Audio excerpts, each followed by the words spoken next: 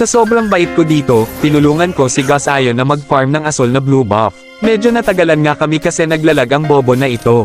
1 minuto pa lang tapos na mag-asul na blue buff ang tanga. Kaso sa kasamaang palad, nag-invade pala si Karina at inagawa ng Bob Ongcore namin ng pulang red buff. Ang tagal kasi mag-farm ng Bob Ongcore kaya na naisip namin na dumalaw na lang sa gold lane para pumitas ng tanga. At dito nga ay nakipagbardegulan pa sa amin ng mga tanga na kalaban. Tapos si Lolet Solis nakipaglaro pa ng habulan. Akala niya yata makakatakas siya, pero ang hook ko sakto sa puwet mo tatama. At dito nga ay tinulungan ko sa pulang red buff ang Bobong Gus Ayon para mabilis matapos.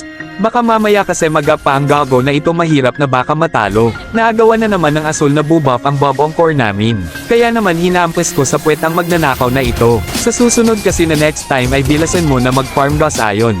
Pinagtailungan pa ng 2 kumag na ito si Taong Sabog. Kaya naman to the rescue ako para huliin ang isda na hindi na prito. Kahit maglangoy-langoy ka pa dyan na parang tanga ay hindi ka makakawala sa hook ko. Nag-invade na naman dito si Karina at sa sobrang takot ni Gus Ayon ay napatakbo at namatay na naman ang bobo. Nasalag pa si Lolet Solis dito. Akala niya siguro hindi tatagos ang hook ko, hindi mo siguro naisip yun kasi bobo pa. Gusto mag-push ng tanga na ito sa tore namin, kaya naman dinala ko siya dito, ayan lumunin mo ng buo. Ang hilig mag-solo ng tank na ito. Bakit hindi mo ako gayahin? Marami akong kasamang mga bobo sa likod ko. Kita mo naman sa akin lang umaasa ang mga tanga. Kita nyo naman godlike na ako. Sa sobrang bobo kasi ng mga kakampi ko, kahit na tank ako ay ako pa ang bumubuhat sa kanila. Naglalakad lang ako dito nang may isdang nagwisik ng tubig sa mukha ko. Dahil pinaliguan niya ako ng tubig ay kinuspos ko naman ng bato ang kanyang kaliskis. Kulang nakita na isasawsaw ko mamaya sa patis. Sa sobrang bobo ng mga kakampi ko dito ay inuubos na sila ni Nathan.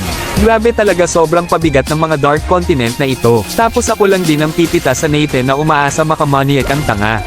Ang hirap talaga mag-tank kapag wala ka maasahan sa mga kakampi mo. Kaya ikaw na lang din ang gagawa ng paraan para manalo kayo kahit sobrang bigat ng mga bobo mong kakampi at talaga ipaglalaban mo pa kahit mahirap na. Parang relasyon nyo lang din na ginagawan mo ng paraan para umayos pero sa totoo ay pinagpapalit ka na pala sa iba. Pinaglalaban mo pa pero sa huli iba na pala ang gusto niya.